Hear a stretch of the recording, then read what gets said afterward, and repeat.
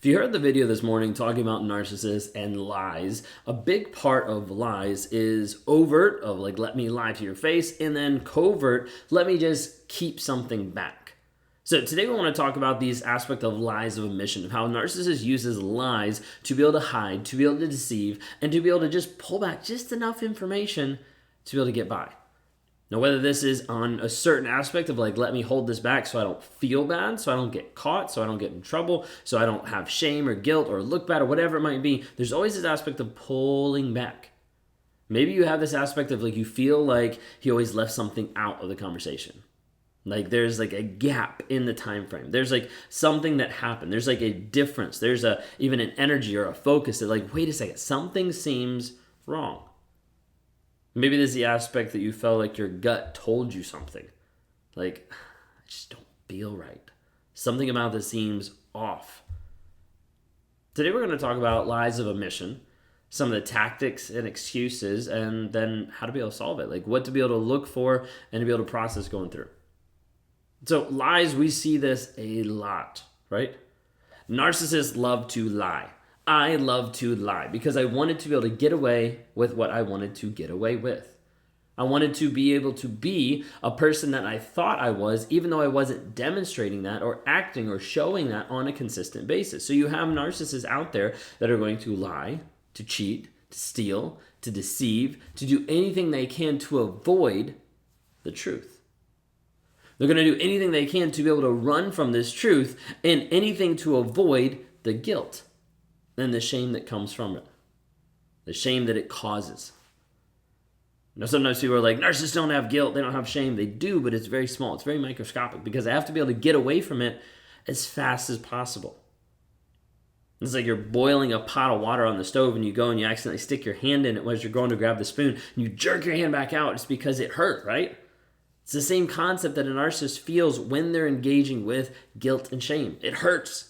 I got to get away from it. I got to run from it as fast as I can because I can't engage with the truth because of what it reveals about myself.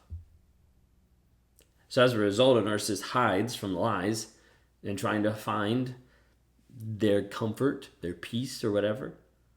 But they hide from the lies to be able to avoid accountability, to be able to avoid responsibility. A narcissist wants all the power in the relationship, but no responsibility for the things that they're doing. So they put everything on you. It is your fault. It is because of you, all these things, but it is not me. It is not my fault. This is something that I would always try to do. I'd always try to put the blame on the other person, not on me. I was perfect. I was infallible. I didn't have anything wrong with me. Like that was the thought. That was the story I was playing in my head. And as a result, I would put out lie after lie after lie. When we talk about this idea of omission, is this aspect where we're holding back a part of the truth deliberately. It typically won't sound that way because they'll say, oh, I forgot. I forgot I went to the grocery store and I cheated on you. I forgot to say that.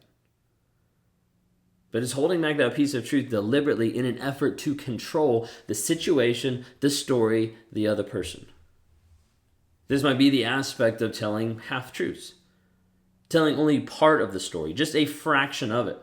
I went and I did this, that's true. But I didn't tell what else I did. I didn't tell who I called on the way. I didn't tell who I met up with. I didn't tell, and it's always this piece leaving out. You see, you have to understand, in order for a person to lie and lie effectively, it has to be as close to the truth as possible. And so the lie of omission can be extremely harmful and deadly because it's so hard to be able to determine what is actually going on. Because all you see is a piece of it. You see 95% of truth and you see 5% that's not truth, but you don't know that because it's left out of the story. It's left out of the information that they're giving you and you're left wondering, yeah, that makes sense, I guess. But something feels off. Leaving out those small little details. This is a way to be able to construct a false narrative of this is what happened. You don't realize, but this is what actually happened. Etc., etc. Like building a false narrative, keeping you in the dark so that you have no clue what's actually going on. Sometimes I had a client that was talking to me of being like, he couldn't have been cheating on me because I know his schedule. Like, it's exactly this way every single time. And I'm like, honestly, from a narcissist, from a toxic standpoint, that's one of the best things that they can give you. Because then you're used to that.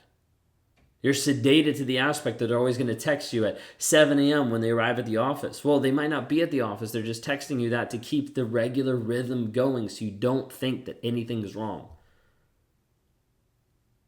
I had a client where they were like, but I know he's always busy because this is when he's in court. He's communicating when he's in court, and it's this section of time. Until she found out that he wasn't even in court. That he wasn't even doing his job during those certain days because he was with someone else. He just told her a different story.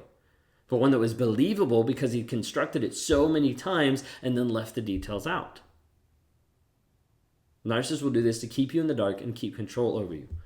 To control you, to control the perspective. So you have to understand, a lot of times we talk about this aspect of controlling you, and it's actually a derivative of them controlling their mask. Like, they want to look a certain way. I wanted to look good, so I controlled the people who didn't think I looked good. Wanted to look good, so I made sure I controlled the people so they understood I was a good person. There's this aspect that the narcissist is so in tune, so in love with the mask, not themselves, so in love with the mask that they're willing to control and manipulate anyone around to keep that image, to keep that perspective, to keep what they want in that moment. The lies happen more than what you'd want to believe. So we dive into some of the excuses, some of the tactics. I mentioned one earlier, I forgot to tell you. Like, didn't I say that? And then we start to wonder, like, wait a second, like, maybe they did forget. Well, they normally forget only the pieces that they don't want to tell you. It's not that they forgot to go to the store or they forgot to do, X, Y, and Z. It's not these little things. They forgot to do the stuff that was going to be holding them accountable. They forgot to be able to communicate the stuff that was actually going to hurt the relationship or hurt their image. Because they leave out the bad. Sometimes you'll see this in two opposite ways. Sometimes you'll see it in very detailed responses. Well, I went to this place and I got this and I did this and then I got in my car and then I drove to the next place. And sometimes you'll see like very detailed. And it's kind of like, why is it so detailed? Well, sometimes it's because they're trying to confabulate a story that's not true. They're trying to make up a section of it. You might see maybe it's vague and it's detailed and it's vague and you're like, why is it so detailed there? Well, because sometimes that's to construct a more believable reality about what they just experienced, even though it's a complete lie. It's a complete fabrication. And sometimes it can be the opposite and it can be completely vague, where they're not communicating at all. So you have to ask, well, where did you go? What did you do?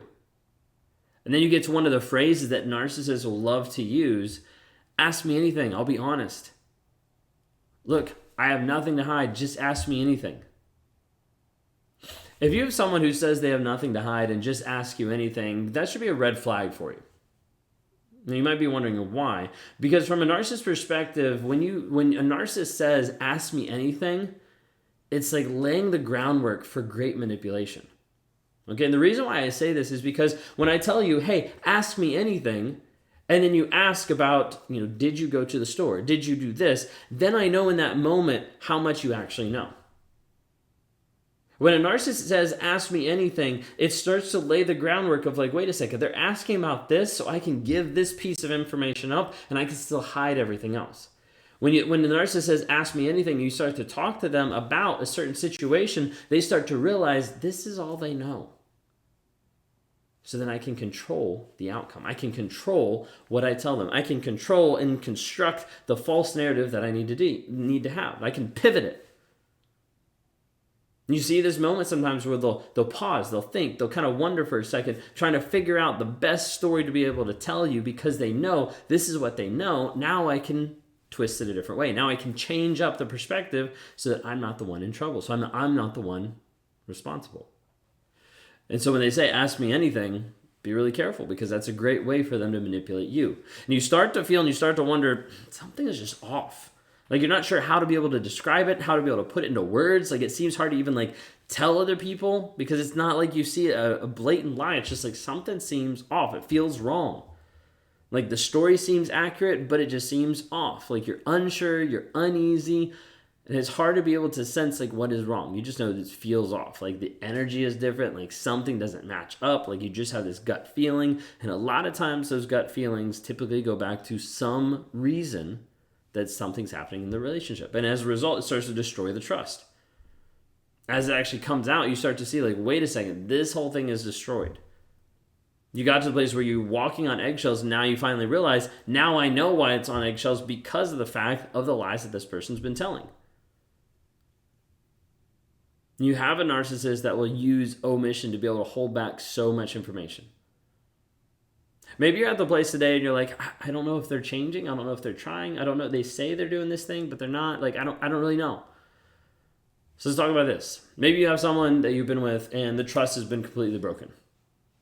Like completely broken. And you're like, I don't know where to start. If you guys are still together, then you need to be at a place where there's full access. You have full access to the information that you need to have access to in order to rebuild that trust. If the other person is not willing to give you full access, then you need to walk away. Period. That's it. Because they shouldn't have anything to hide.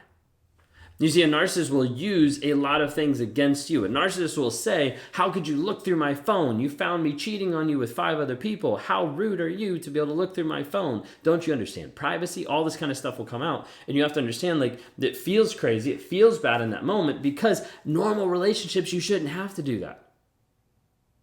But when you're with a toxic person, if that toxic person has broken your trust, you should have full access to everything if they actually want to build trust. If they don't want to give you full access, and I'm not talking about ask me anything or just let me know and I'll show you my phone or you can have access whenever you want. No, it's like you actually have access and you can look at stuff whenever you want.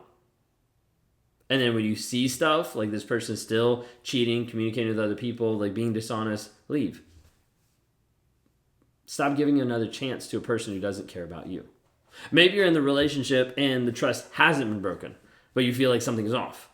You know, with this, like your guard's up and you're just kind of like, I'm not sure. This is part where you need to take a close look at the relationship. What's being demonstrated? What's being shown on a day-to-day basis?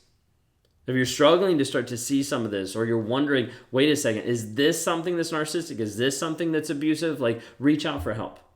You can go to rawmotivations.com, click on the one-on-ones. Would love to interact with you. Would love to be a part of your healing journey to help you continue to move forward into growing, healing, changing, and developing into the person you are called to be.